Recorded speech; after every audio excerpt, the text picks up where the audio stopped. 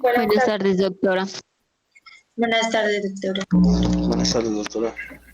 Bueno, vamos a comenzar y que se nos vayan uniendo el resto. Esta es una clase, espero que sea cortica, es una clase de repaso más de fisiología que de bioquímica, pero pues hay que hacerlo, ¿cierto? Entonces voy a empezar compartiendo mi pantalla y empezamos la clase y se nos va uniendo el resto. Apenas estamos más o menos como en la mitad de los estudiantes, pero empecemos.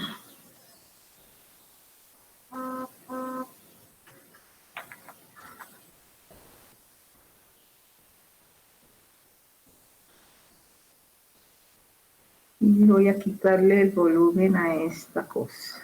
Listo.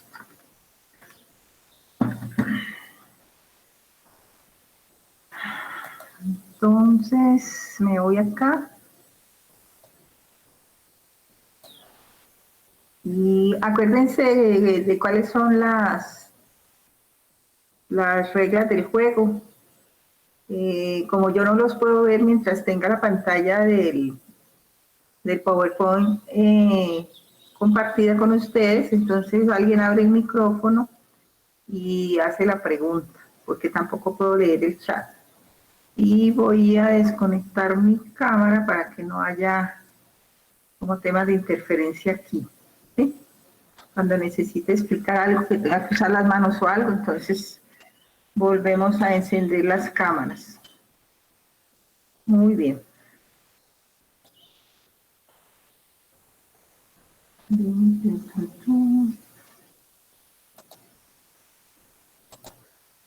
Ok. Entonces, pues vamos, la clase de hoy se llama control del volumen sanguíneo y del volumen extracelular. Realmente nos vamos a concentrar más en el flujo sanguíneo, que está más relacionado con el metabolismo celular. Entonces vamos a darle como ese enfoque. Recuerden que nos acreditamos en el 2018 como un sinónimo de calidad, pues lamentablemente entramos en pandemia y esto de la calidad de las clases virtuales, yo todavía tengo mis dudas muy amplias sobre, no sobre lo que ustedes pueden estar recibiendo, sino lo que están aprovechando de lo que están recibiendo, porque evidentemente no son las mismas condiciones. Ustedes no van a estar concentrados. De hecho, ahorita mismo estoy compitiendo con un super partido. Por ejemplo, el profesor de mi hijo está compitiendo con el partido del Real Madrid, creo que es que está jugando. Y si en presencial era difícil concentrarlos, pues en la virtualidad es mucho más. Estoy segura que estoy compitiendo con el WhatsApp, con el chat, con todo lo demás. Y me es pues difícil creer que podemos aprender lo mismo en la virtualidad que en la presencialidad. De todas maneras, estamos acreditados, hay que seguir vigilando esa reacreditación, seguir manteniendo la calidad del programa, pero sobre todo seguir manteniendo la calidad de los egresados. Ustedes siempre han sido, a lo largo de estos 40 y pico de años que tiene la facultad, los estudiantes de medicina siempre han egresado y son de muy buena calidad y son apetecidos, digámoslo así, por las empresas que los necesitan. Entonces, hagamos el esfuerzo de seguir aprendiendo mientras pasa este tema de la pandemia. Muy bien. Control del volumen sanguíneo y del volumen extracelular tiene como objetivos estudiar los mecanismos bioquímicos fisiológicos, bioquímico-fisiológicos del control de ese volumen. Y desde los resultados de aprendizaje, desde el conocimiento, las habilidades y actitudes, ustedes deberán poder explicar cuáles son esos mecanismos de control, ¿sí? En forma general, porque seguramente cuando lleguen a la parte clínica, pues vuelven a verlos y es importante que ustedes mantengan esos conocimientos que aprendieron en las ciencias básicas. Aquí hay una aptitud que es el querer, ¿cierto? No solo el conocer, yo les puedo brindar conocimientos, compartir conocimientos con ustedes, ¿cierto? Ustedes pueden intentarlo, pero además querer recibir esos conocimientos. ¿Listo?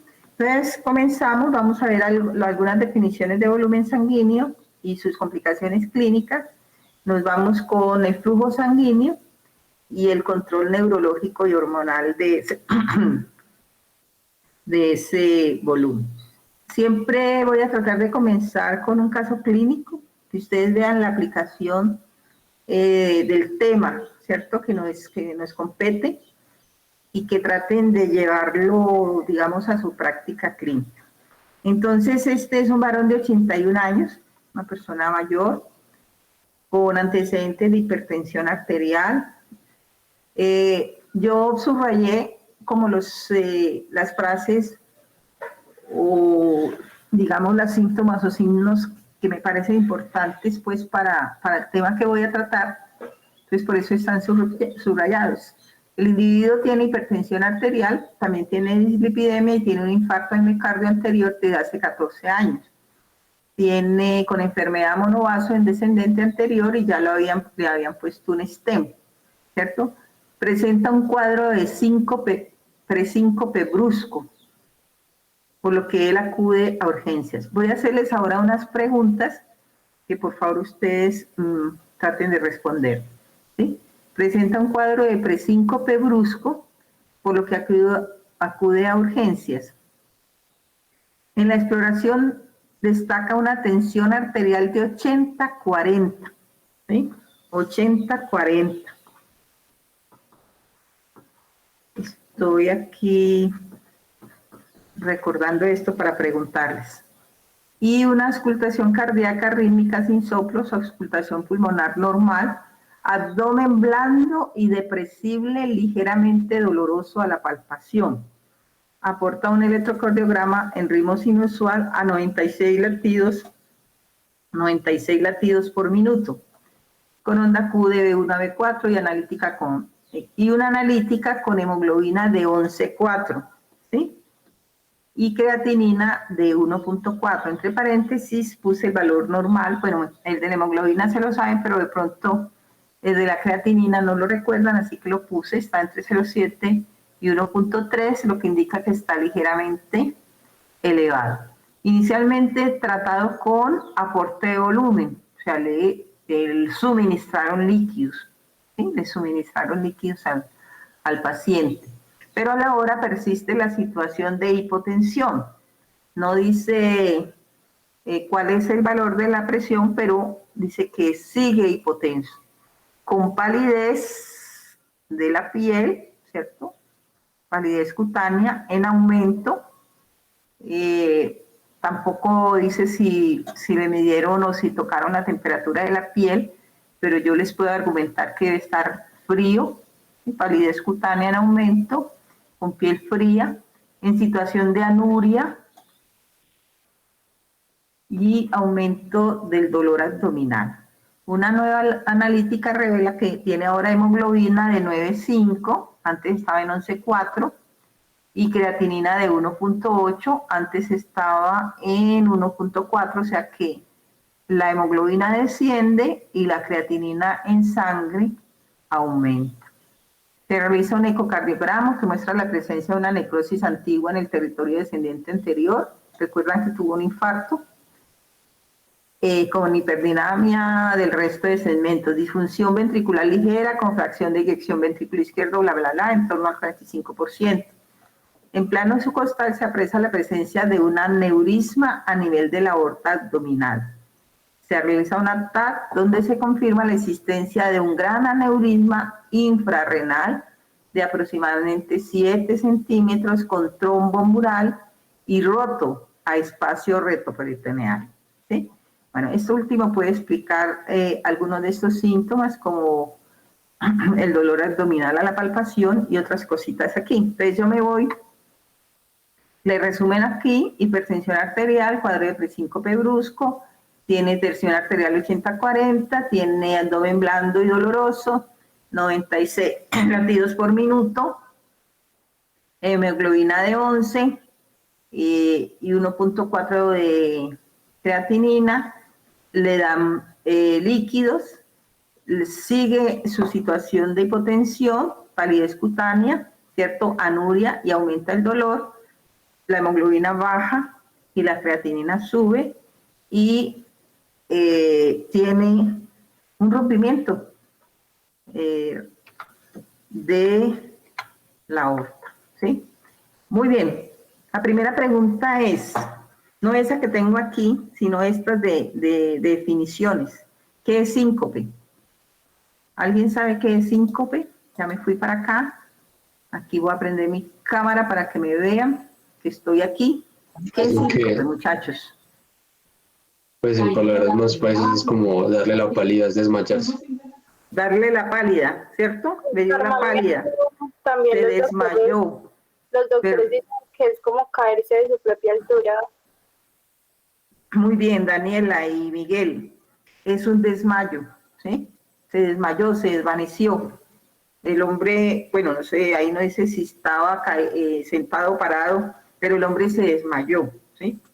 Eso es un síncope y se produce porque falta oxígeno en el cerebro. ¿Sí?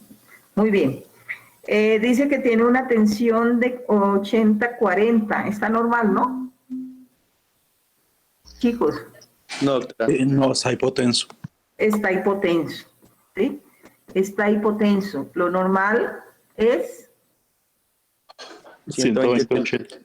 120/80, más o menos, ¿cierto? 120/80. Y el individuo está en 80-40, está hipotenso. Y tiene una 96 latidos por minuto, ¿sí? ¿Está bien, normal, aumentado, disminuido? ¿Qué opina? Está normal, doctora. Es No entre te oí. 60 y 100. Es normal, doctora. Es normal, ok. ¿Normal, normal? Pues doctora, para el paciente estar en reposo, pues ya me parece como una cifra alta. Está normal, pero como un poquito elevado. Está normal, yo diría que empieza a elevarse, ¿sí? Para un paciente de 81 años que está, digamos, en reposo, debe estar acostado en una cama, esa frecuencia está un poco alta. Entonces vamos ahora a ver por qué está alta esa frecuencia. Pero hay otro dato que nos dice que la hemoglobina está en 11,4, después baja a 9,5. ¿Qué pasa ahí? En el lapso de una hora pasó de 11,4 a 9,5. Está perdiendo sangre. Debe estar perdiendo sangre. No hay otra explicación porque la hemoglobina no varía así de un momento a otro. De los parámetros que son constantes, digamos, en el tiempo, son los niveles de hemoglobina. Es decir, yo no cambio de hemoglobina, hoy tengo 12 y mañana 9. No ocurre ese cambio así. Ese cambio ocurre porque se pierde, ¿cierto? Se está perdiendo sangre. Eso es lo que me está indicando ese cambio de hemoglobina. ¿Y qué me está indicando una creatinina entre 1.4 y 1.8? Si el valor es entre 0.7 y 1.3. Pues como se está perdiendo sangre, hay lisis de glóbulos rojos, lo que hace que aumente la creatinina. Puede ser una de las razones, pero otra razón, ¿cuál puede ser? Me voy a devolver al caso para que vean que por aquí decía algo que de pronto yo me salté, ¿cierto? Por aquí en alguna parte decía que el paciente tiene anuria.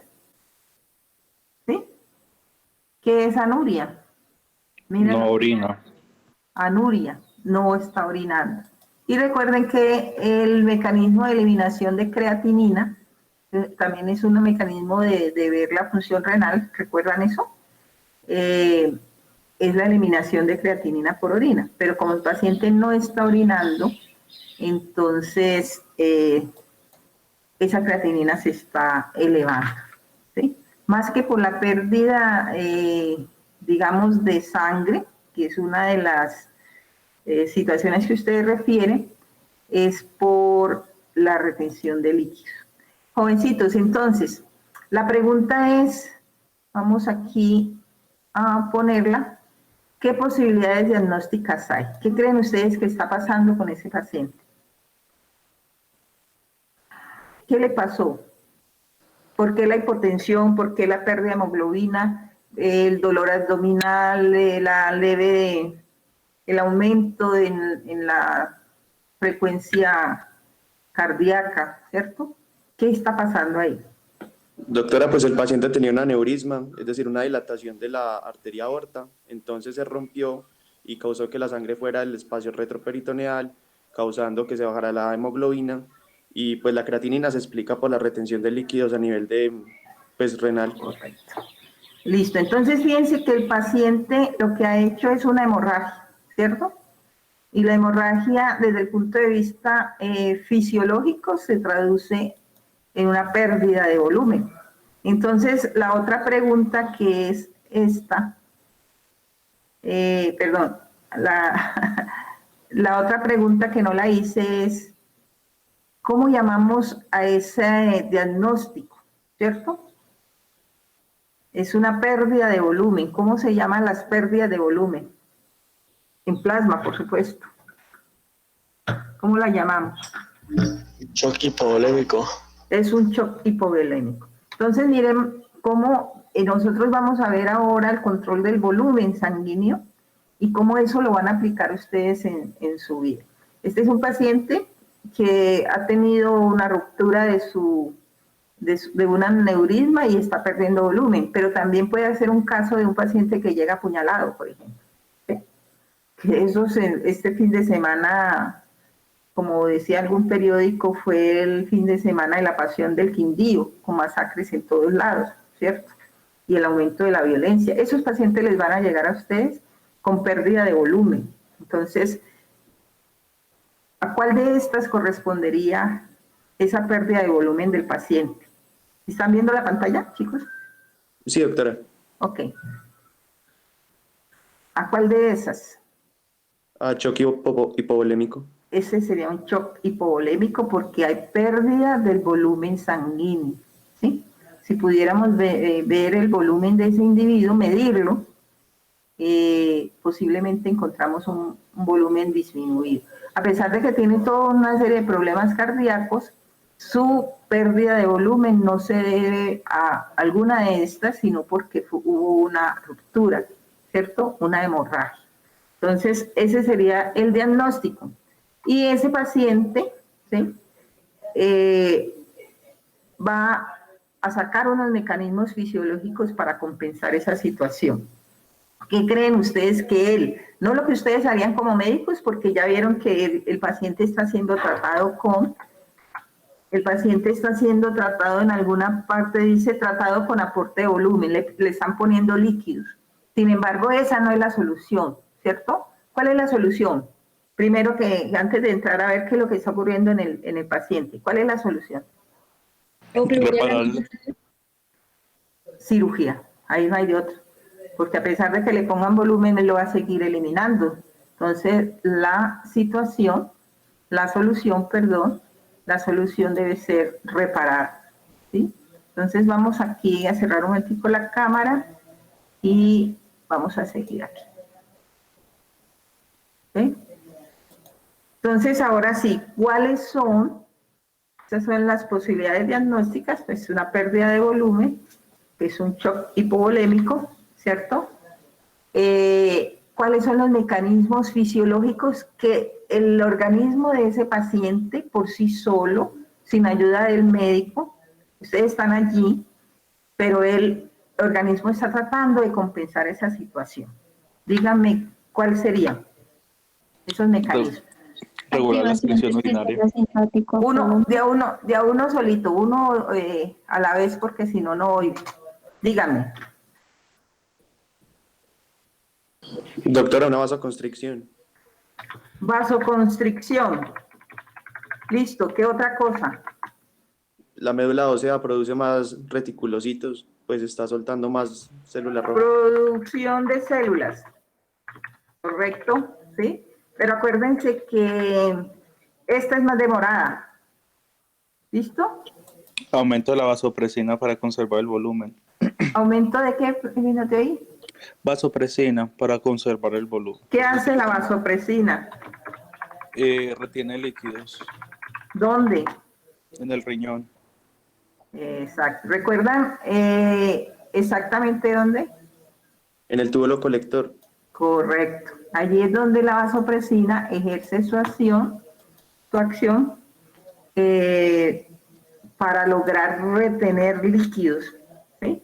Entonces aumenta la vasopresina para retener líquidos. ¿Cómo van a retener líquidos? Reteniendo el agua. Acuérdense que esa parte del túbulo, creo que lo vimos en la clase pasada, cuando vimos mecanismos de contracorriente, esa parte del túbulo es altamente sensible a la vasopresina, ¿sí? Entonces, eso es lo que está haciendo el señor. ¿Alguna otra cosa? Activación del sistema renino. Activación del sistema Renina-angiotensina aldosterona. del RAS, ¿sí? Del sistema renina-angiotensina-aldosterona. ¿Qué hace ese sistema? ¿Alguien recuerda qué hace ese sistema? Pues retención de agua y sodio por medio de la angiotensina. Ok, muy bien. ¿Alguna otra cosa que le ocurre que está pasando con el paciente? Bueno, pues vamos a ver si no tienen otras. Miremos qué otra cosa puede estar ocurriendo. ¿Sí?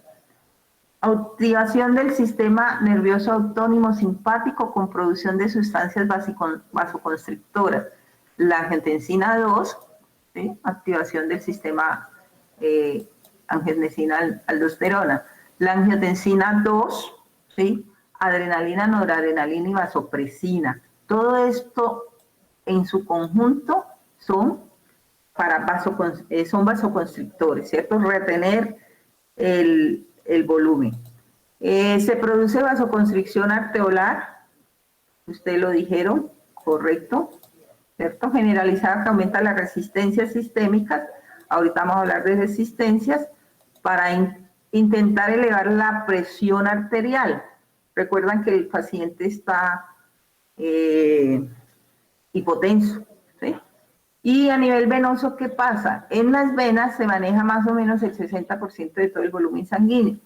Pues hay secuestro, digamos, de esa sangre y hay retorno venoso para tratar de aumentar el volumen. Y a nivel cardíaco, ¿cierto? Se aumenta la precarga con unos mecanismos fisiológicos de estiramiento de los miocitos o de los cardiocitos, mejor para ponerles el término correcto, ¿sí? Para que el corazón pueda mantener un gasto cardíaco mayor porque está muy bajita la presión. Acuérdense que debe llegarle oxígeno al cerebro y para que le llegue oxígeno al cerebro hay que aumentar el flujo. Si el volumen está disminuyendo, entonces hay que aumentar el flujo. Y obviamente se me cayó el audífono. Y obviamente pues el riñón está cumpliendo con sus funciones de retener agua y de retener sodio, ¿sí? Debe retener ambos. ¿Por qué? Porque ambos contribuyen a mantener el volumen sanguíneo. Entonces, una vez vistos estos mecanismos, vamos a ver unas definiciones y vamos comentando el caso a medida que vamos entrando en esas definiciones.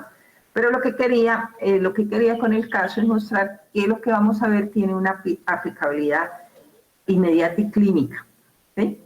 No es solo teoría, sino que las cosas que ustedes hacen a veces se hacen de manera inconsciente, rápida, sí tienen que reaccionar, pero tienen su fundamento en las ciencias básicas. Muy bien, la activación del sistema nervioso, ya lo vimos. Entonces, ¿qué es el volumen sanguíneo? El volumen sanguíneo es la cantidad total de líquido que circula dentro de las arterias, los capilares, las venas, las vénulas, las cámaras del corazón en cualquier momento, ¿sí? Eso se llama volumen sanguíneo. Es aproximadamente, es aproximadamente de 5 litros para hombres y mujeres. En las mujeres puede ser un poco menor por el tamaño. Las mujeres casi siempre somos más pequeñas que los hombres, ¿cierto? Pero sin embargo, cuando hay embarazo, como hay necesidad de aumentar el flujo sanguíneo, también aumenta el volumen sanguíneo. Pero normalmente son 5 litros. La cantidad de sangre que circula dentro de un individuo depende de su tamaño y peso. Incluso hay unas fórmulas que nosotros no vamos a manejar aquí, ¿cierto? Para calcular el volumen de un individuo, el volumen sanguíneo. Y aportan a volumen sanguíneo, y por eso la respuesta de uno de ustedes fue acertada. Aporta el volumen sanguíneo las células sanguíneas, ¿cierto? Los glóbulos rojos, los eritrocitos, los glóbulos rojos con eritrocitos, los glóbulos blancos, las plaquetas y el plasma mismo. Pero el mecanismo de respuesta es un poco más lento. Así el individuo tiene una hemorragia severa por esa ruptura de su aneurismo, pues no va a haber una producción acelerada de células sanguíneas. Por eso fíjense que pasa de 11,4 a 9 algo, ¿sí? Porque es más rápida la pérdida que la síntesis. Cuando se trata de síntesis, las células son lentas. Bueno, y el plasma representa aproximadamente el 60% del volumen sanguíneo total, ¿sí? Y las células, lo que llamamos todas estas células que hay aquí, representan el 40%. Algunas de las cosas que se han preparado en esta diapositiva, siempre les he puesto la fuente, ¿sí? Esta, por ejemplo, es de un libro.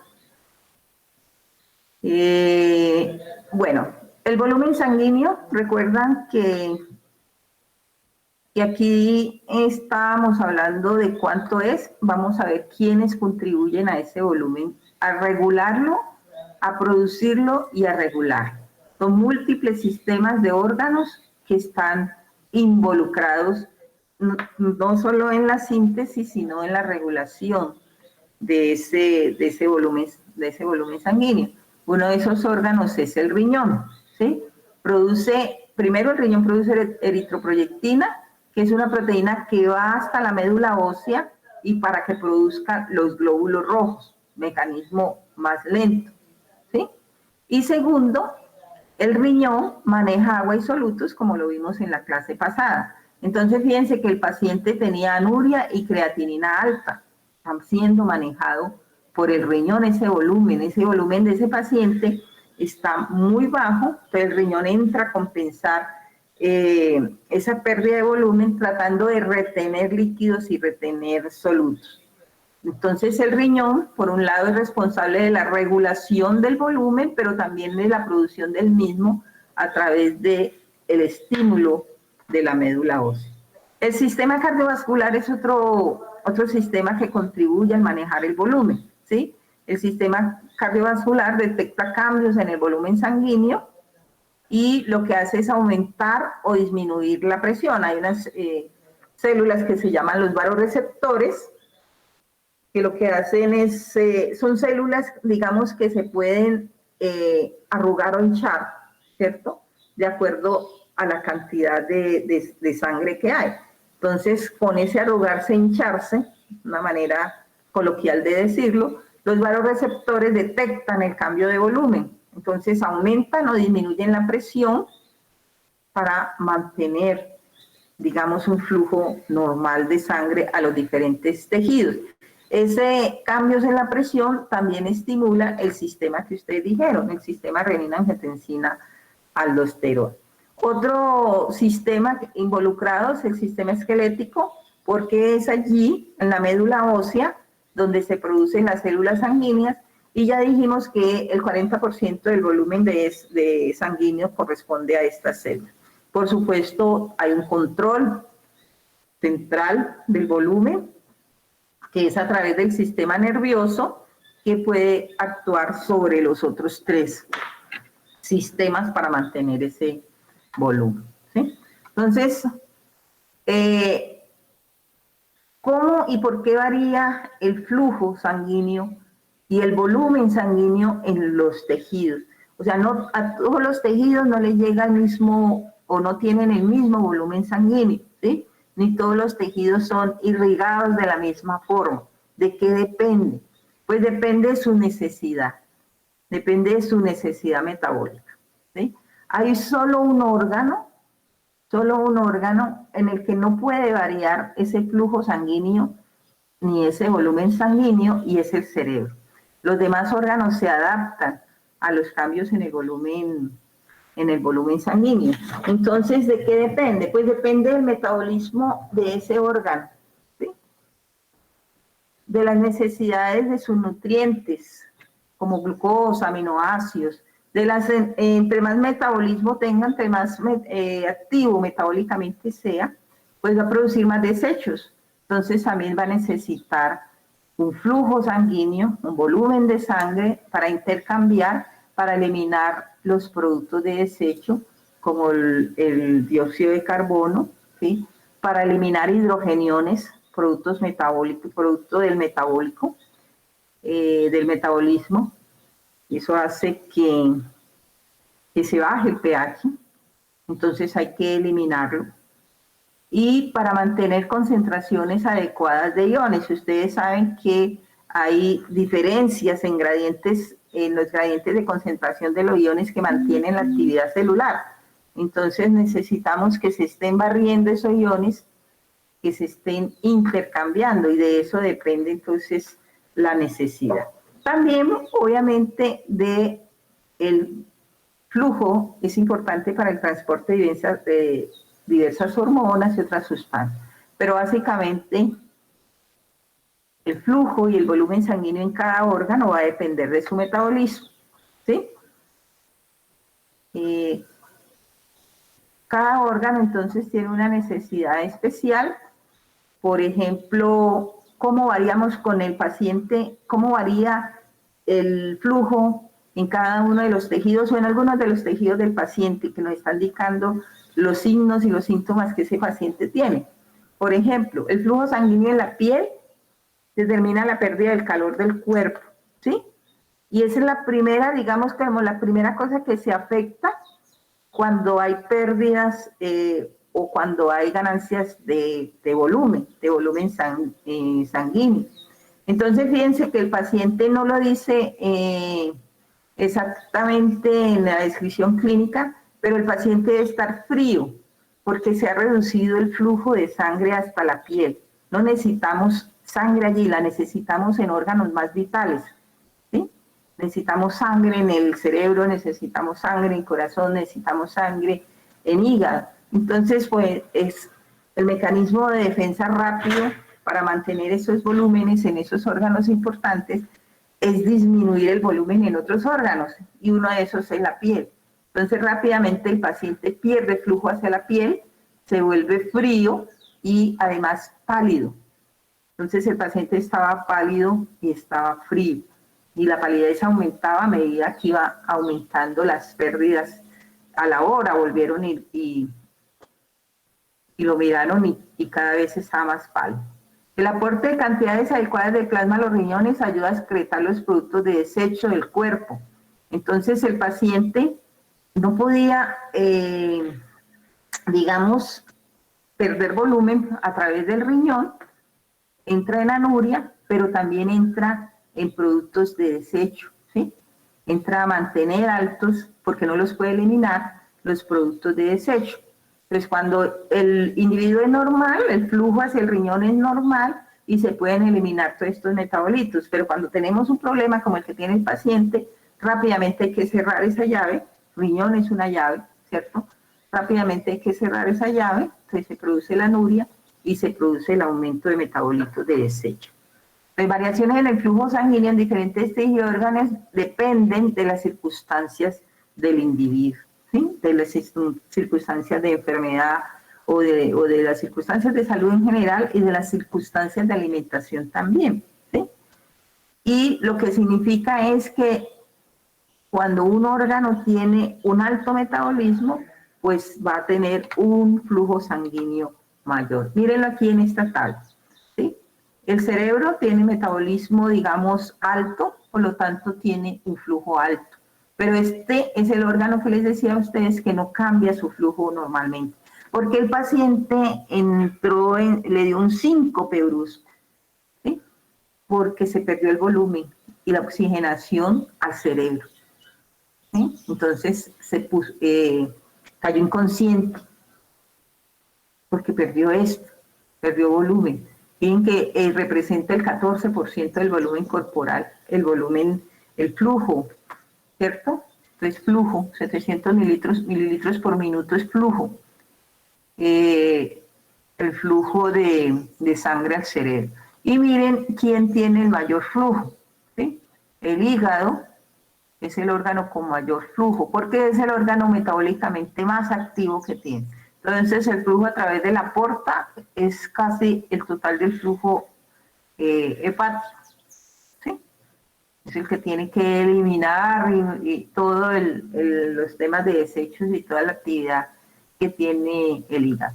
Y por aquí tenemos, aquí está, ¿cierto? La piel, ¿cierto? Que es el primer sacrificio que hizo el paciente de su flujo. El flujo de la piel es alto, no tan alto como cerebro, como hígado, como músculo, pero es alto. Entonces el primer sacrificio que hace el paciente es eliminar el flujo a la piel para poder compensar los otros flujos, ¿sí?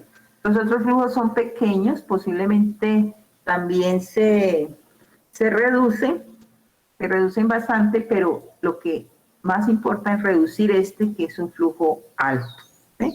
Difícilmente pues el flujo sanguíneo a los huesos se puede reducir, pero acuérdense que además es otro mecanismo para aumentar el volumen, ¿sí? Ok.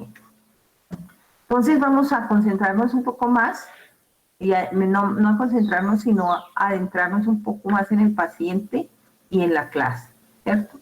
Estamos hablando de volumen sanguíneo y las complicaciones que esto trae. Ustedes dieron un diagnóstico. El individuo tiene una hipovolemia, o sea, bajó el volumen. Y el diagnóstico es que había una ruptura de la aorta y por ahí es donde está perdiendo sangre el individuo, ¿sí?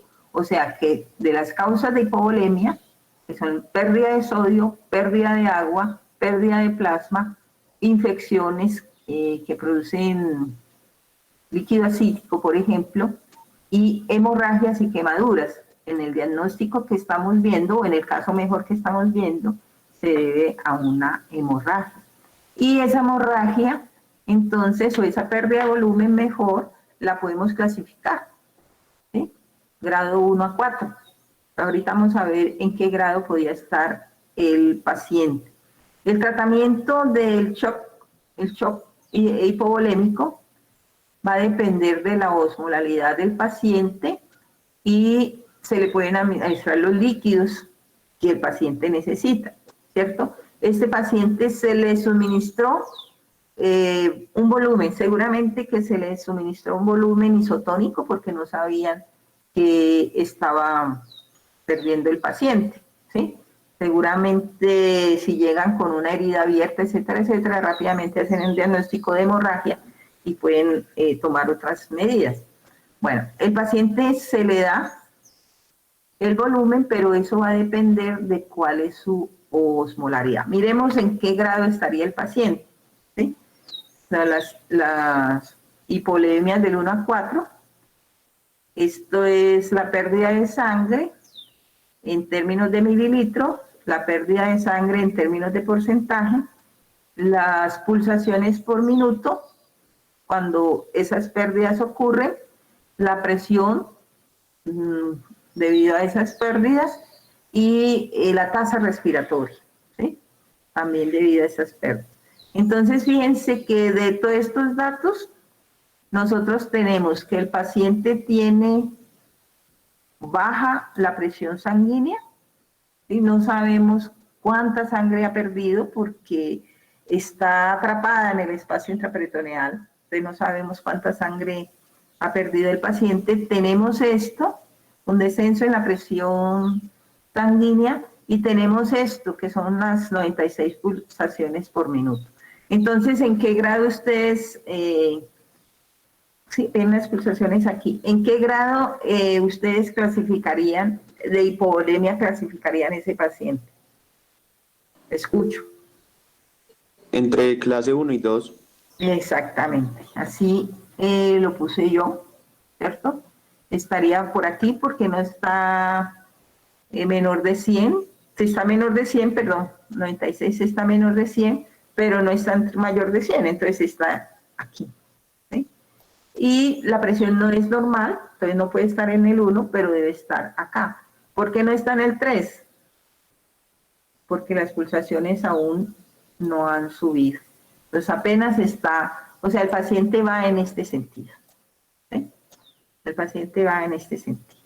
Eso también nos dice de la gravedad del paciente, ¿sí? La clasificación de la hipovolemia.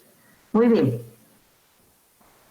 La hipovolemia se puede controlar en el paciente hospitalizado. Afortunadamente el paciente acudió al hospital, le midieron su frecuencia cardíaca, le midieron su presión arterial, le hicieron los paraclínicos que se necesitaban, le hicieron su TAC y descubrieron su problema, ¿cierto? Problema de una hemorragia.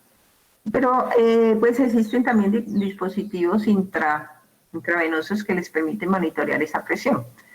Cuando el volumen de sangre cae, los mecanismos reguladores aumentan, ¿sí? Aumenta el pulso y la frecuencia respiratoria. Entonces ustedes están viendo aquí que el paciente empezó a aumentar el pulso. No nos hablan de la frecuencia respiratoria, pero seguramente que también está aumentando su frecuencia respiratoria, ¿cierto? ¿Cuál es la idea? Pues restaurar inicialmente restaurar la presión arterial, porque acuérdense que la presión es la que lleva, ¿cierto?, la sangre a todos los tejidos. Entonces necesitamos que la sangre llegue a los tejidos. Bueno, el contraste pues de la hipovolemia es la hipervolemia, son casos más raros. Es muy frecuente una hemorragia, es muy frecuente una herida que rompa tejidos y que produzca hemorragia. Son muy frecuentes los tumores que producen ascitis, ¿cierto? Y acumulación, pérdida de líquidos de los vasos y se acumulan en el espacio entre los órganos. Es más frecuente las quemaduras, que también hay pérdida de líquidos en las quemaduras, ¿sí? Pero son menos frecuentes las hipervolemias. Sin embargo, existen, ¿sí?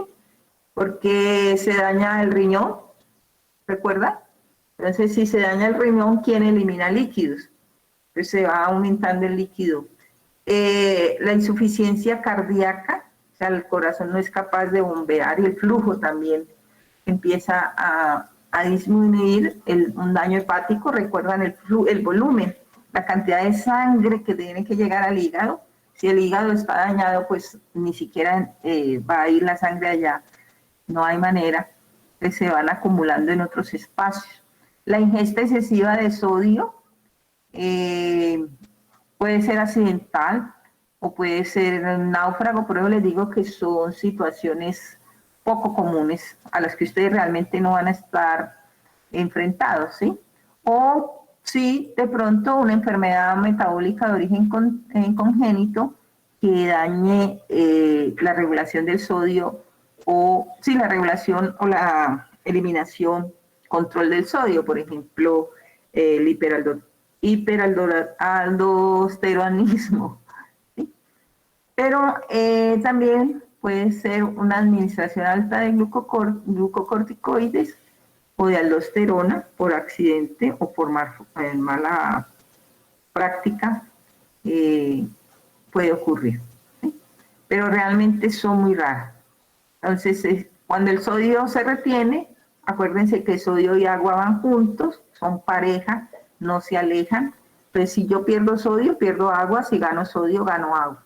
Esa es la razón de la hipervolemia, cuando hay una ingesta excesiva de sodio.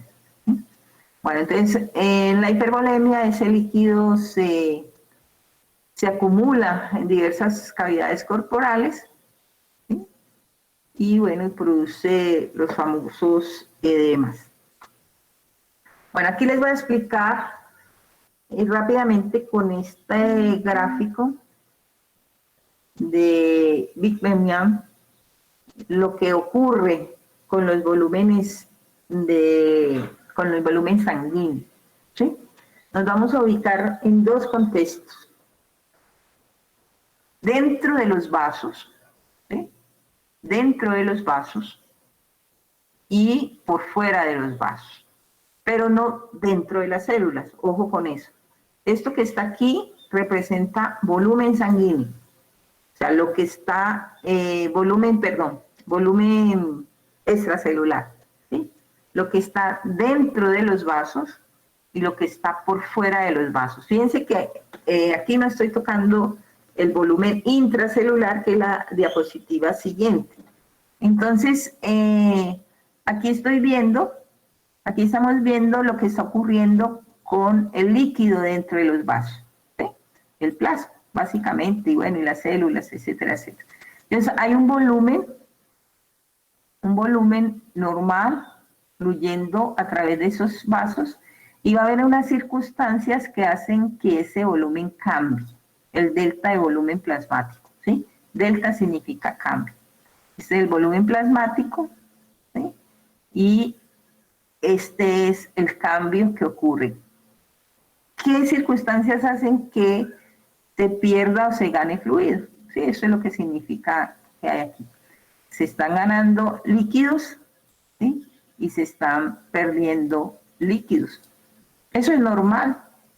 ¿Sí? Normal, porque este líquido se pierde porque va a la célula, digamos no se pierde, se irrigó la célula, ¿cierto? Y recogimos líquidos de las células, etcétera, etcétera. ¿Qué pasa con el espacio intersticial? ¿Sí?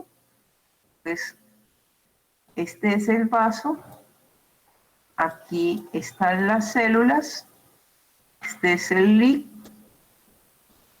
¿sí?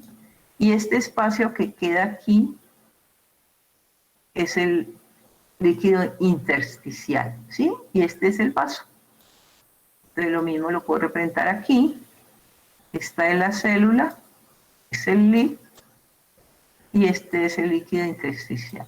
Entonces hay un intercambio entre el líquido, entre lo que está dentro del vaso y lo que está fuera del vaso. Eso es lo que estamos representando en esta figura, ¿sí? Lo que está dentro del vaso se intercambia con lo que está fuera del vaso. Y estos cambios de volumen que hay dentro del vaso afectan, ¿cierto? Y producen cambios de volumen por fuera del vaso, o sea, en el líquido intersticial. Y también va a haber un delta de volumen.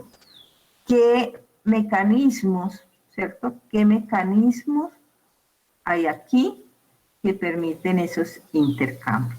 ¿Sí? Entonces, aquí hay una serie de mecanismos, entre ellos la presión, ¿sí?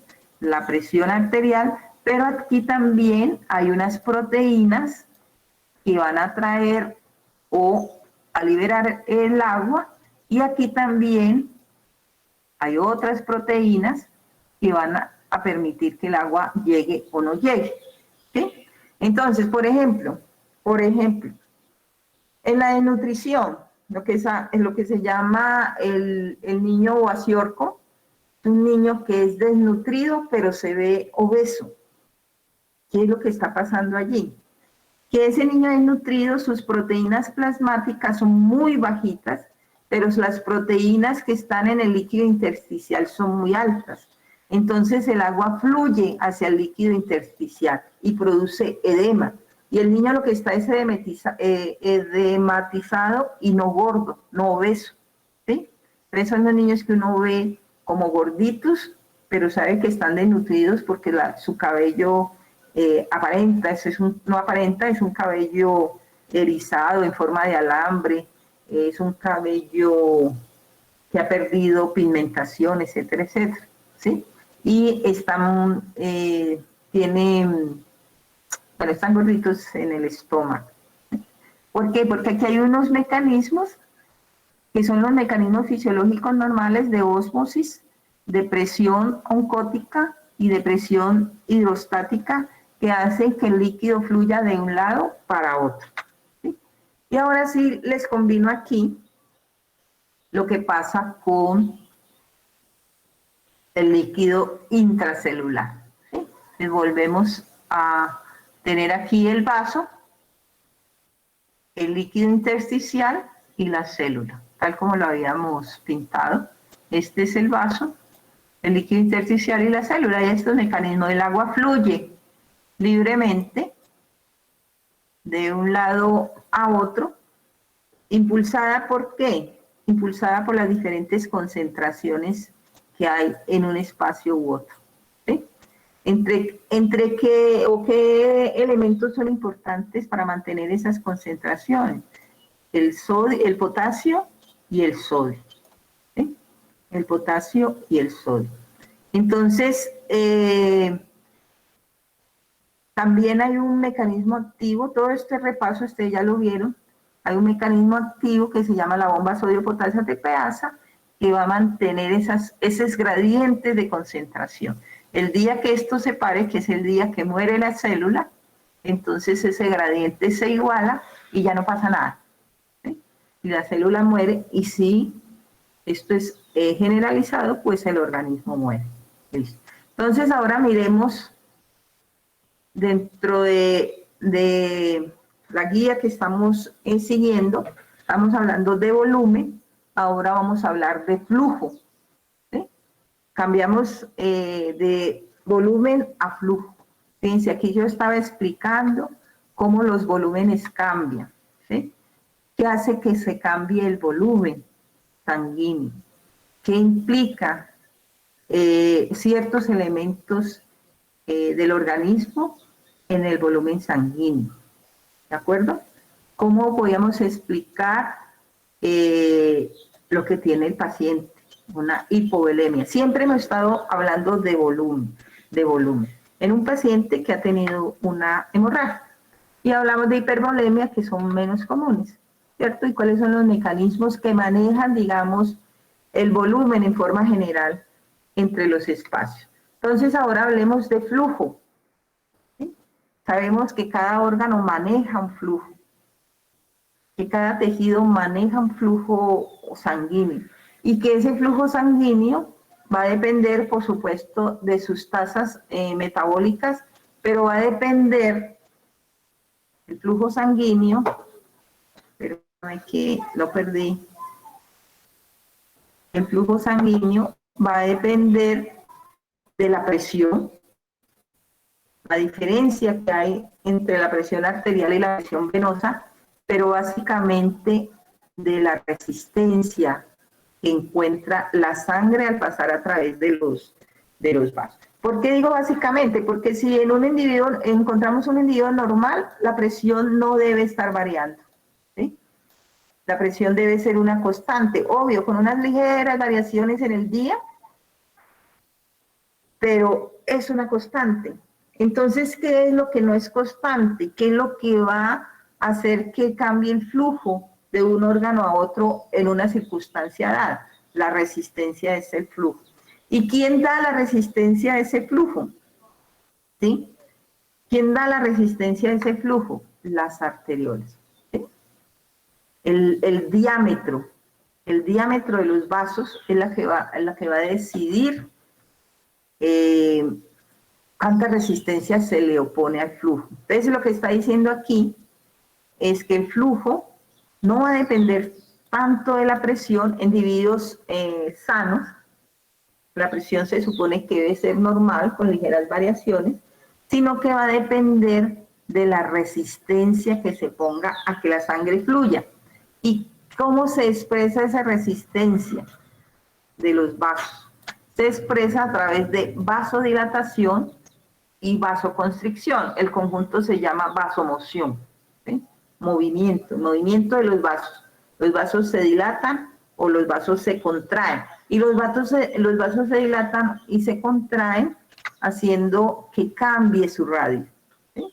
La resistencia al flujo depende del radio de la arteriola. Y en este gráfico eso es lo que se explica. Si hay alta resistencia, se cierra totalmente el flujo, ¿sí? No hay flujo. Si ven aquí el espacio aquí entre este y este, aquí la resistencia es menor, pero sigue habiendo resistencia. Digamos que si este es un vaso, aquí está completamente cerrado, ¿sí? Este vaso hay una pequeña constricción y en el vaso siguiente, que es este, entonces hay dilatación, por decirlo de alguna manera, y hay flujo, ¿sí? Hay un mayor flujo. Entonces, ¿qué hace que las arterias, arteriolas, metaarteriolas, etcétera, etcétera, reduzcan o aumenten el flujo, reduzcan o aumenten la resistencia? Entonces, aquí está. Primero, el tamaño, ¿sí? Entre más pequeña sea la arteria, aquí están las medidas. Por ejemplo, esta es un radio de 5 micras, mientras que esta tiene un radio de 8 micras, mientras que esta, que es más grande, tiene un radio mayor a 50 micras, ¿sí? De eso va a depender del tamaño del radio. Pero también depende de estas figuritas que hay aquí, que se llaman esfínteres, ¿sí? Aquí los esfínteres precapilares. Y esos esfínteres se contraen o se dilatan. Pues si se contraen los esfínteres, hacen que el radio disminuya, ¿sí? Entonces, cuando aquí, para explicar la vasodilatación desde el punto de vista del radio de la arteriola o de la vena y de la resistencia, cuando aumenta el radio, o sea, se hace más grande el vaso, pues hay mayor flujo, ¿sí? Y si hay mayor flujo, el corazón no tiene que trabajar tanto. Eso es lo que se llama el gasto cardíaco, ¿sí? El trabajo del corazón impulsando la sangre. Entonces, en la vasodilatación, el gasto cardíaco es menor porque hay mayor flujo, no hay mayor resistencia. Mientras que en la vasoconstricción es lo contrario. El radio de los vasos se disminuye y se aumenta el gasto cardíaco porque se aumentó la resistencia. Hay que trabajar más y por lo tanto hay que aumentar la presión aumenta, ¿sí? Bueno, ¿cuáles son los mecanismos? Hasta ahí vamos a tomarnos un minutico. Tomémonos un minutico para ver si ustedes están dormidos o yo estoy hablando aquí sola. A ver, ¿están o no están, muchachos? Los escucho. Cuéntenme, aunque sea un chiste. Sí, doctora, aquí estamos. ¿Y cómo va el partido? ¿Cómo así que el partido? Va 2-0 ganando el Real, doctora. Ah, ¿vio? Sí, al comienzo les dije que yo iba a competir con el partido del Real, con el WhatsApp y con sus teléfonos. Y es cierto. Están oyéndome, si es que me están oyendo, pero deben estar viendo el partido. Bueno, no importa, la idea es que nos tomáramos estos 2 segundos para relajarnos y que me contaran cómo van con la clase. ¿Bien? ¿Estamos entendiendo? Es más o menos como un repaso, realmente. Entonces, ¿tienen preguntas? No, doctora, todo súper claro. Ok, entonces vamos a continuar para que terminemos rápido y ustedes se puedan Ok. Ustedes se puedan ir a terminar su partido. Muy bien. ¿Qué mecanismos existen? ¿Qué mecanismos existen? A ver, ¿qué dejé aquí?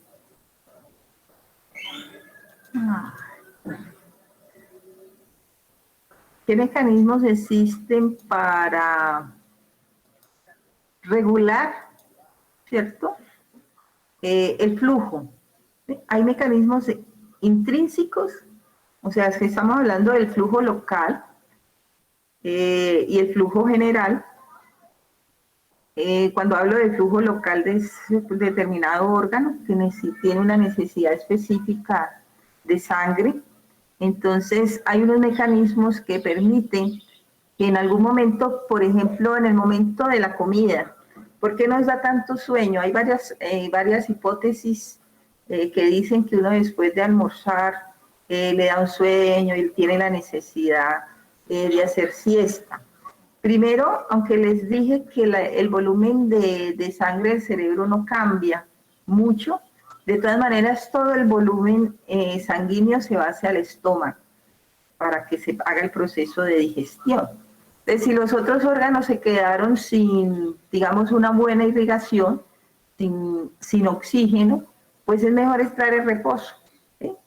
Y por eso esa soñolencia. Además, pues del todo el metabolismo de las proteínas que producen serotoninas y todas estas cosas, pues esa es la variación del flujo sanguíneo que nos manda a descansar después del almuerzo, en la producción de serotonina en el cerebro, en un cerebro que está un poco oxigenado porque todo se nos fue para el estómago a metabolizar. Entonces, existen mecanismos locales intrínsecos del sitio de cada órgano que regula y existen mecanismos extrínsecos, o sea, generales, y están referidos al sistema nervioso y al control hormonal. ¿Sí? Entonces, lo que vamos a hacer ahorita es mirar cuáles son estos mecanismos intrínsecos que regulan el volumen en cada uno de los órganos. No lo vamos a hacer en cada uno en forma general, ¿cierto? Y aquí está. Entonces, el mecanismo intrínseco de control local del volumen tiene dos etapas, uno a corto plazo y uno a largo plazo. A corto plazo quiere decir una reacción inmediata, por ejemplo, frente a una herida o frente a una quemadura o frente a una presión de ese órgano. Debe haber una respuesta rápida. Y esa respuesta rápida está orientada en dos partes. Primero, orientada hacia el radio de los vasos, ¿sí? Para que ese flujo se modifique dependiendo de la necesidad. Entonces, si el radio aumenta o si el radio disminuye, el flujo cambia, es inverso, ¿cierto? Si el radio disminuye, el flujo baja. ¿Sí?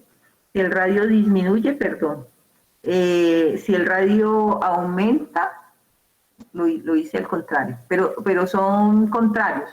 Si el radio disminuye, el flujo baja. ¿Sí? Y si el radio aumenta, el flujo aumenta. Entonces, ese control local se maneja modificando el radio de las arteriolas. Le hice contrario las flechas.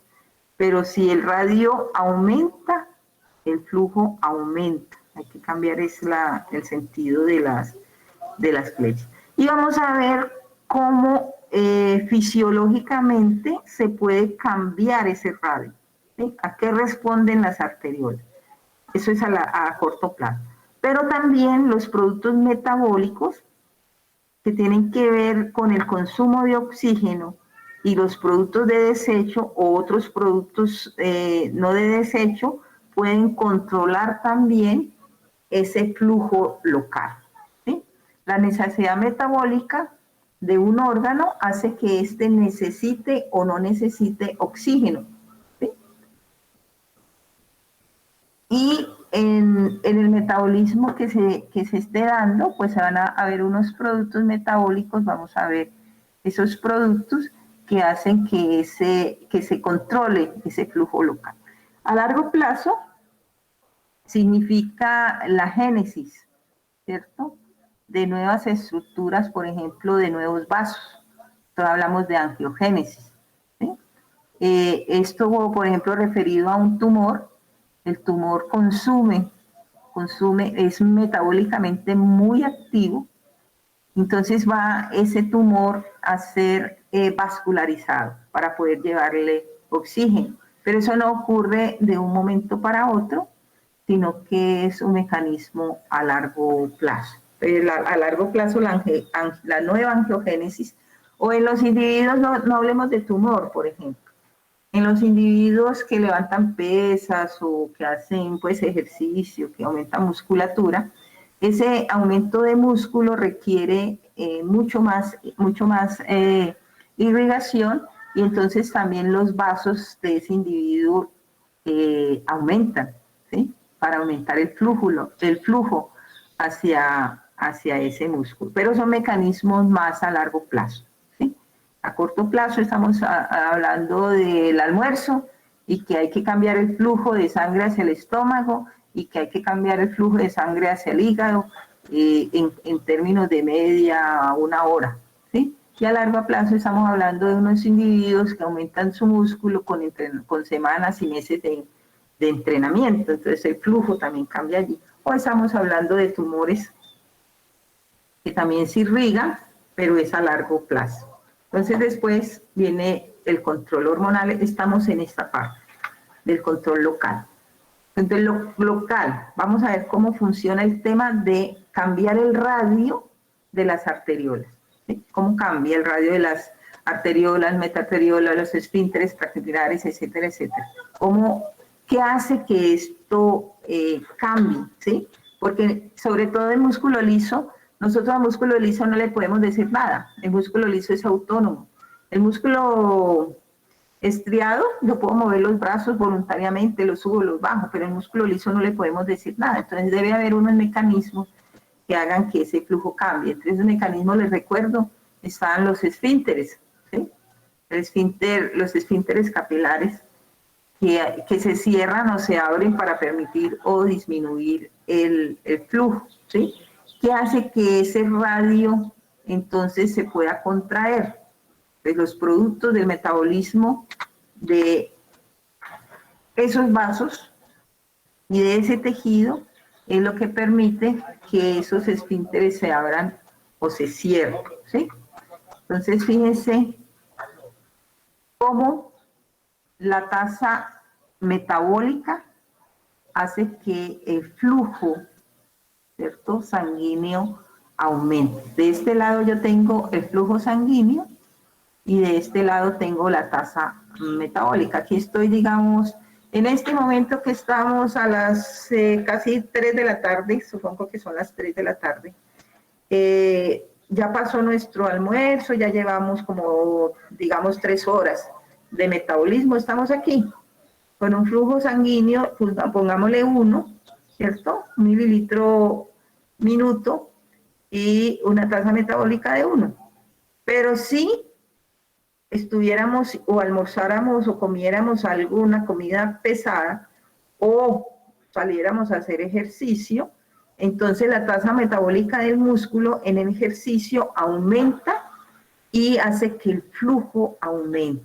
Entonces, ¿qué hay en la tasa metabólica del músculo que haga que el flujo aumente? Pues los productos metabólicos que se están generando. Aquí yo les puse una notica para explicar por qué las mamás siempre nos decían, mire, después de almuerzo no vaya a nadar, quédese ahí quietico que de pronto se ahoga, ¿sí? No es porque uno vaya a tomar agua, pues no, sí, es que cuando usted acaba de almorzar todo su flujo sanguíneo se fue a intestino, hígado y posiblemente sus músculos, que son los que le van a permitir salir del charco hondo de la piscina, no tienen la suficiente resistencia, ¿cierto?, la suficiente energía, el suficiente oxígeno para que usted nade, y por eso le da el calambre y por eso posiblemente se ahoga. Entonces ahí en la filosofía materna tiene una base fisiológica. Muy bien, entonces fíjense cómo el músculo liso, les decía, el músculo liso es autónomo. Él no puede esperar que voluntariamente nosotros le digamos contraigas o no contraigas. El músculo liso tiene unas contracciones involuntarias, ¿sí? Cuando estamos hablando, por ejemplo, de las arteriolas, el músculo liso de las arteriolas, ese músculo no puede contraerse o relajarse a voluntad. Ese músculo debe tener un flujo, perdón, esa arteriola debe tener un flujo constante de sangre. No se puede detener, y ustedes saben la consecuencia de detener el flujo momentáneamente en un vaso. Es posible que se forme un trombo. Entonces, si aumentamos el flujo o disminuimos el flujo, puede tener problemas. Entonces, lo que hace el músculo liso es regular. A pesar de que aumente la presión o disminuya la presión, en el músculo liso ese flujo debe ser constante, ¿sí? Entonces, ¿cómo hacemos para que esas arteriolas en el músculo liso sean de flujo constante? Pues ellas tienen sus propias esfínteres que se autocontrolan, ¿sí? Que se autocontrolan. Y se autocontrolan a través de las necesidades de oxígeno, que es lo que vamos a ver aquí en esta parte. ¿Qué pasa con el músculo estriado? Ahorita vamos a lo de las necesidades de oxígeno. Pues el músculo estriado sí lo tenemos control de él y podemos en algún momento aumentar el ejercicio, ¿sí? Entonces, si nosotros aumentamos el ejercicio, el músculo aumentará su tasa metabólica, tendrá que haber un aumento, ¿cierto?, en otros órganos como corazón y piel y pulmones. ¿Por qué? Porque todos ellos se relacionan. Necesitamos aumentar la tasa cardíaca para llevar más sangre al músculo. Necesitamos llevar sangre a la piel para eliminar el calor, ¿sí?, que está produciendo la contracción muscular, y necesitamos respirar con mayor frecuencia para traer oxígeno y eliminar el CO2. ¿Qué es lo que no necesitamos cuando estamos haciendo ejercicio? Pues que el riñón funcione en 100%, entonces el flujo va a disminuir en riñón, va a disminuir en hígado, va a disminuir en el espacio gastrointestinal y obviamente los músculos que no estén trabajando, ¿sí? La que siempre se mantiene, como les dije al comienzo, es el flujo del cerebro. Entonces vamos a ver ahora sí los del oxígeno, cómo el oxígeno controla, ¿cierto? Cómo el oxígeno controla el flujo. Entonces fíjense, de este lado yo tengo el flujo, también en mililitros por minuto, y de este lado tengo porcentaje de saturación de oxígeno. Fíjense que aquí vamos disminuyendo, ¿sí? A medida que disminuyo el flujo, la concentración de oxígeno, ¿qué es lo que tengo que hacer? Aumentar el flujo para compensar esto, ¿sí? Si no aumento el flujo, porque aumentar el flujo significa que voy a llevar oxígeno a los tejidos, ¿sí?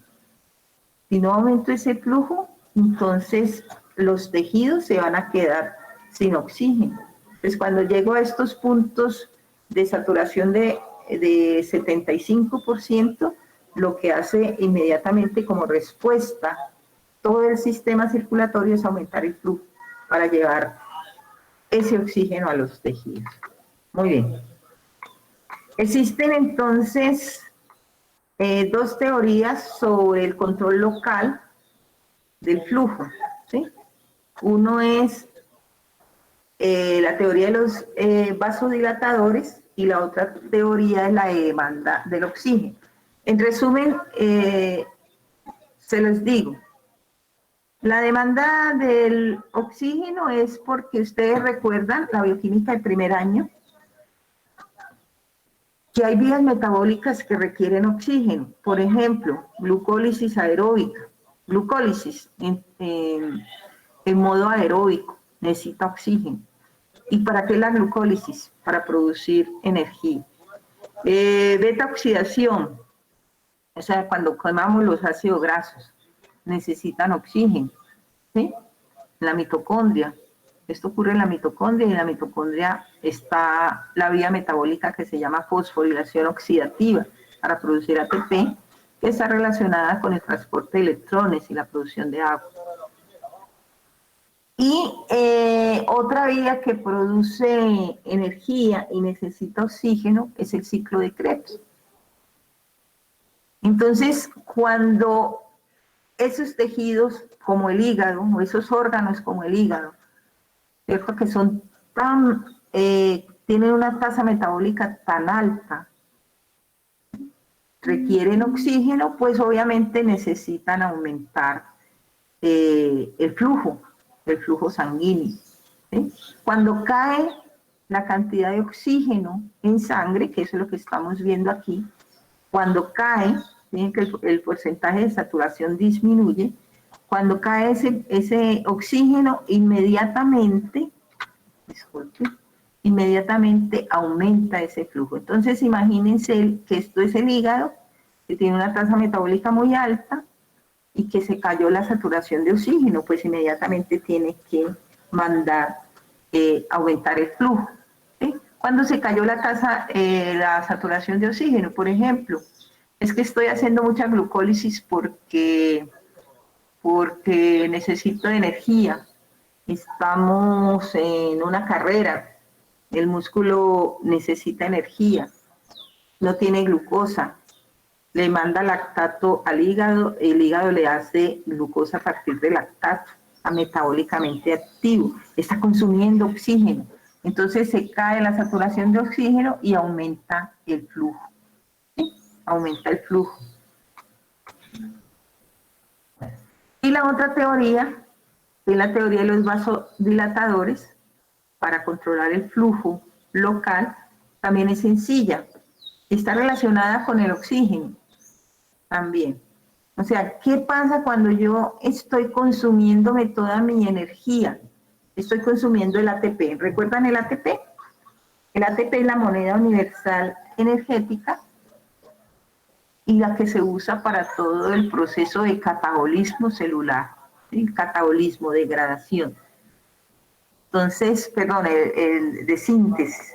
Entonces yo me gasto mi ATP y paso de ATP, esto es 3 fosfatos, le quito uno y paso a ADP, le quito otro y me queda AMP, ¿sí? Estoy aquí, ATP con los 3 fosfatos, ADP con los 2 fosfatos y AMP un solo fosfato. Pero si el gasto es tan alto, realmente yo lo que voy a tener al final, ¿sí? Lo que voy a tener al final es esta molécula.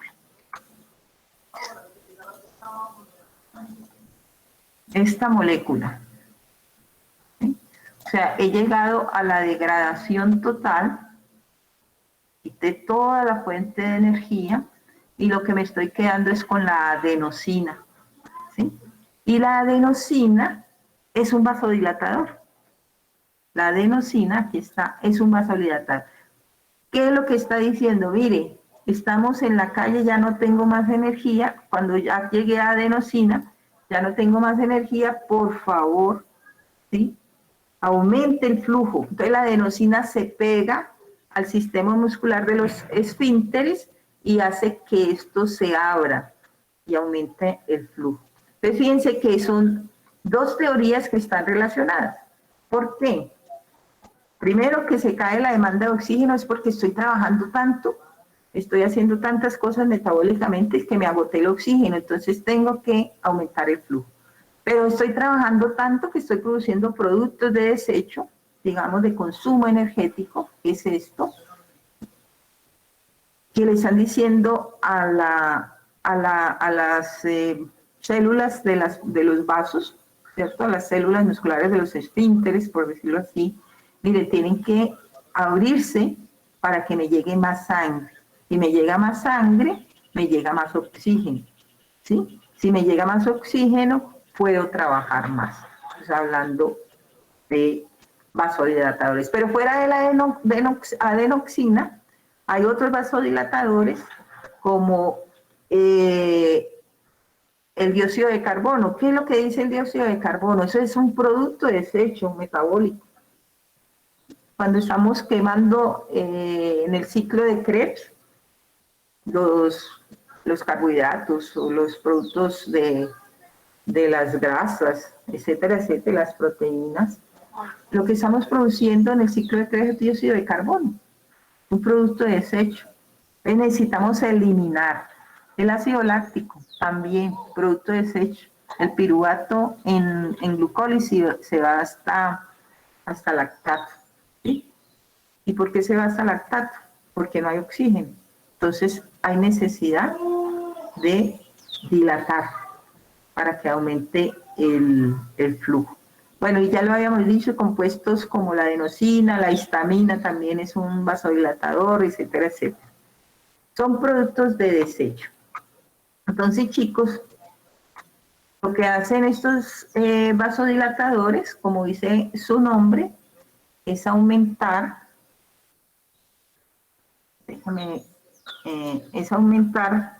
el flujo sanguíneo y permitir que lleguen las sustancias hasta el tejido que así lo necesite. Bueno, esto es simplemente hablar de cada uno de estas sustancias. No creo que tengamos aquí pues dificultad con esas sustancias. Aquí vamos a hablar del control a largo plazo, par de diapositivas.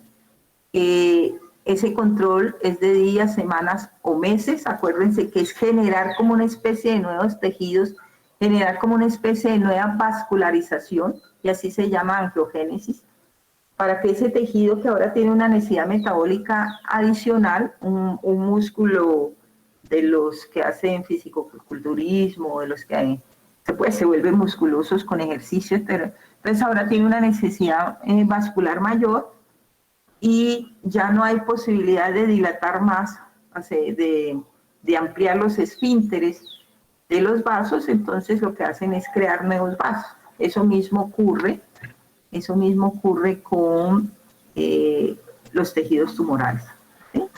Entonces fíjense que aquí le está representando en esta gráfica, la dejé chica, en esta gráfica lo que estamos representando es cómo es la respuesta de volumen local, agudo, ya, inmediato, tenemos que cambiar el volumen de este órgano, y cómo es la respuesta a largo plazo, ¿sí? Fíjense que a medida que aumenta, permítame un segundo, le digo a este caballero que estoy en clase. Iván, estoy en clase, ahorita te llamo.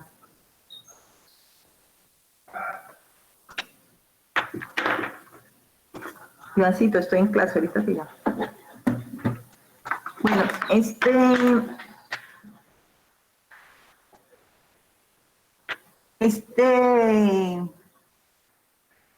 ¿cómo se da la respuesta? ¿Sí? ¿Cómo se da la respuesta a largo y a corto plazo?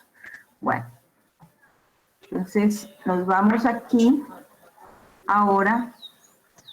¿Cómo es la regulación? Perdón, me salté esta. La regulación metabólica a largo plazo también tenía dos, como la a corto plazo tenía dos componentes, que era una metabólica y la de la demanda de oxígeno. Pues esta a largo plazo también tiene dos componentes, la metabólica incluida, por supuesto, si yo estoy aumentando la masa muscular, aumento el metabolismo, pero también la miogénica, ¿sí?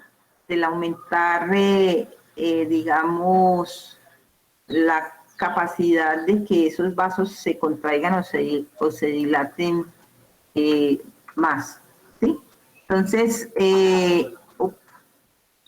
aquí está en la parte de la angiogénesis, del aumento en la vascularización, cómo logramos que ese tejido nuevo sea irrigado a través de aumentar los vasos sanguíneos, aumentar el número de vasos sanguíneos, ¿sí? Lo mismo entonces, recuerden que dijimos dos, uno el angiogénesis y otro el metabolismo, pues obviamente en el metabolismo tiene que estar implicado a largo plazo el oxígeno. Bueno, y finalmente yo quiero llegar aquí a donde ustedes con el control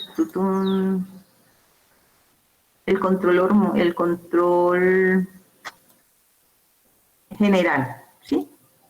Que es a través de los mecanismos extrínsecos.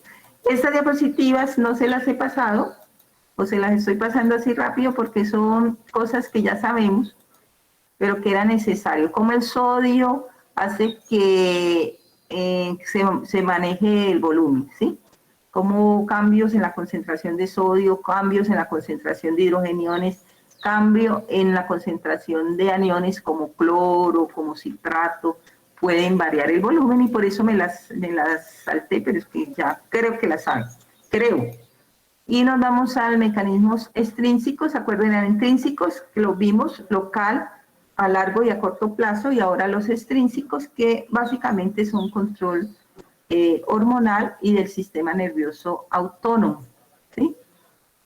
Entonces allí actúa el sistema simpático, el sistema parasimpático, que también lo que hace es, al igual que el metabolismo, ¿cierto? Contracción, o manejan mejor el radio de los vasos, ¿sí? Y en el control hormonal, pues las hormonas que ustedes, una de las que ya han mencionado, la hormona antidiurética o vasopresina, la adrenalina, el sistema renina-angiotensina, aldosterona y los péptidos natriuréticos, ¿sí? Y en esta gráfica están pues resumidos todos estos controles de cómo, parece que me quedó muy pequeña, no la alcanzamos a ver, pero de cómo cambios en la perfusión renal, y por lo tanto quiere decir cambios de volumen, desencadenan una serie de procesos, por ejemplo la renina, que la produce el riñón, ¿cierto? Esa renina lo que actúa es sobre el angiotensinógeno para producir angiotensina 2, angiotensina 1 y después la angiotensina 2 por la ECA, ¿sí?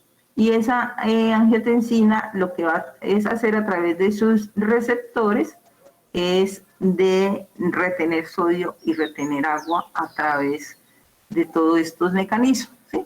O hablando, por ejemplo, del sistema simpático, como a través de los mecanismos una baja de presión, una baja de presión como la del paciente, le va a indicar a ese sistema que hay que retener sodio y retener agua, ¿sí?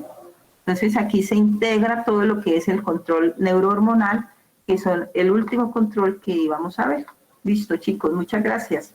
Voy a poner esto es para que hagan en casa algunos ejercicios, no se me queden ahí obesos, y eso es para que disfruten el paisaje. Dejar de compartir, para que disfruten el paisaje de mi casa. ¿Listo? ¿Cómo les fue entonces? ¿Dónde está aquí? ¿Bien? Sí, doctora, Okay. bien. Sí, doctora. Le dicen a los otros 20 que no se conectaron que saludos, que nos vemos en otro sistema. Listo, doctora. Que disfruten el partido, acuérdense, de pronto no nos volvemos a ver, pues yo creo que yo termino con ustedes este sistema, el parcial, el final, y yo no sé a qué sistema pasa, cardio. Creo que osteomuscular. Ah, entonces sí nos volvemos a ver. Sí, Y ya ha pasado pandemia, y allá me les cobro no haber asistido a las clases, díganle a los otros 20 que allá me les cobro no haber asistido a la clase. Listo, doctora. Muy bien, Doctora, dime. ¿nos puedes hacer un favor de enviarnos las diapositivas? Sí, se me olvidó mandárselas, Santiago. Ya se las envío estas y la clase pasada. No hay problema. Dale, muchas gracias, doctora. Listo. Bueno, disfruten, que estén muy bien y nos vemos. Muchas gracias. Gracias, doctora. Buenas tardes. Gracias, doctora. Chao.